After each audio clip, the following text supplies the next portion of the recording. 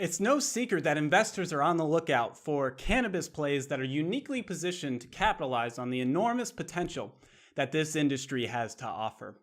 I remember it like it was yesterday, when Canada became the second country on the planet to legalize the use of recreational cannabis nationwide. Why do I remember it like it was yesterday? Well, because it pretty much was yesterday. On October 17, 2018, Canada legalized the recreational use of cannabis nationwide. And not long after, Big Tobacco, Big Pharma, and Big Alcohol began hedging their bets and investing billions into the newly minted cannabis industry. And on top of all of this, US President Donald Trump signed the Farm Bill into law, legalizing the cultivation of hemp in the United States. A legal $10 billion industry opens up overnight. Massive investments from leading biotech and indulgence-related corporations flood the market, and the appearance of the end of draconian laws against the cultivation of hemp in the States. This is an incredible string of great news for green companies, and it has been a great time. However, for those looking for the other type of green, the green that fills your wallet, that green has remained elusive. The elusive nature of the industry for investors rests in the way that the Canadian government and big Canadian cannabis companies have mishandled legalization. The Canadian government has forced growers to become what is known as licensed producers, or LPs, who are the only ones legally allowed to grow cannabis in Canada for sale.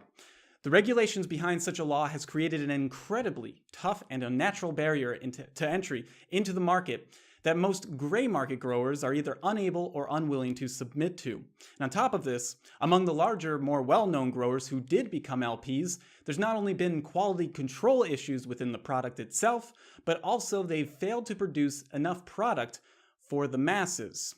These two factors are the driving force behind what is quickly becoming termed the Great Canadian Cannabis Shortage of 2019.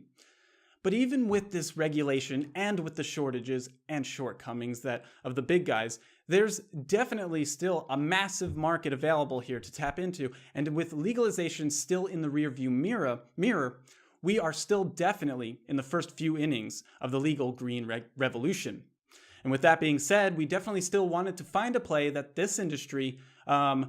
in this industry that would make our members extremely happy for the long term.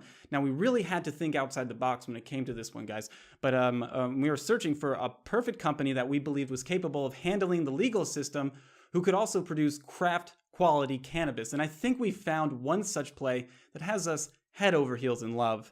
The company's name is Pasha Brands LTD and is expected to be trading in the Canadian markets within the next couple of weeks under the ticker CRFT. We believe that this company has the potential to become a leader over the entire cannabis industry. Why would I say that? Well, earlier I mentioned the gray market. The gray market is the term used for growers who have been decriminalized, however, are not licensed producers in Canada and therefore cannot sell product legally. These are your old school growers with proprietary niche brands built up over decades of word-of-mouth stealth marketing. They've got premium products, specially bred strains, and constitute about 90% of all the product grown in Canada right now. A company that can tap into that market and utilize them will not only have a massive competitive advantage over the big guys in terms of quality, but would also be seen as the great savior in assisting in ending the cannabis shortage. Pasha Brands is a vertically integrated Prohibition-era brand house, whose brands already collectively rank 6th among Canada's revenue-producing cannabis companies. Originally known as Outlaw Cannabis, Pasha has deep roots in the old-school Prohibition-era culture. Chairman Patrick Brockman effectively grew up in the culture and has surrounded himself with an all-star team that includes legends like Hugo Alves, Rosie Mondin, and Scott Walters to get the job done right. What Patrick brings to the table is a legacy of success, and as you'll see, he's not abandoning the legacy or innovations that have defined Canadian craft cannabis. He's just bringing it all into a legal, structured, and business-forward world.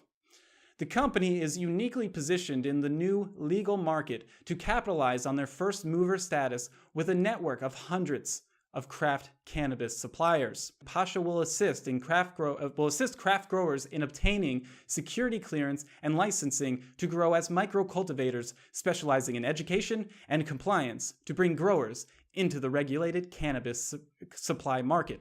Looking at Pasha is like looking at a massive facilitator of quality craft cannabis. They themselves are nothing more than an umbrella organization that's taking companies out of the gray market, shielding them from the troubles of regulation, and then giving their brands the freedom to do what they do best: grow quality craft products. What we're talking about here is basically the craft beer model. Cottage-level producers competing on quality and not volume, selling handcrafted experiences instead of cookie-cutter commodities. Your margins are better because people can be convinced to pay premium prices for premium products. Pasha provides the scale, and the growers stay crafty.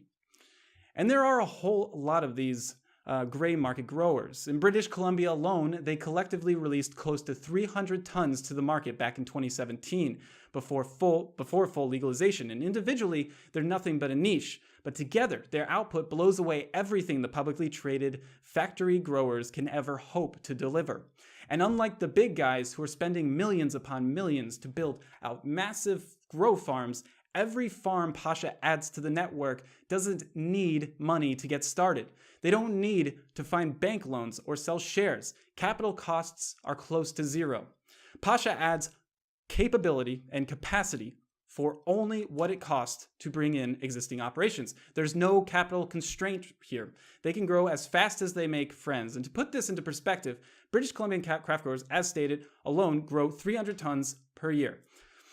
That's a capital investment of $400 million if you were to build it from the ground floor.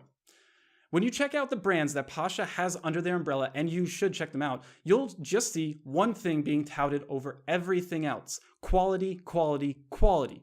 They know all the great recipes generations of under-the-table consumers have used to stretch their shake and cultivate the perfect experience. You can see this quality in their processing facility that creates premium-grade oils. That's the opposite of how the industrial side of business operates, where low-grade raw products get manipulated in order to stretch the quality factor. This stuff starts out good, and it's going to end up amazing.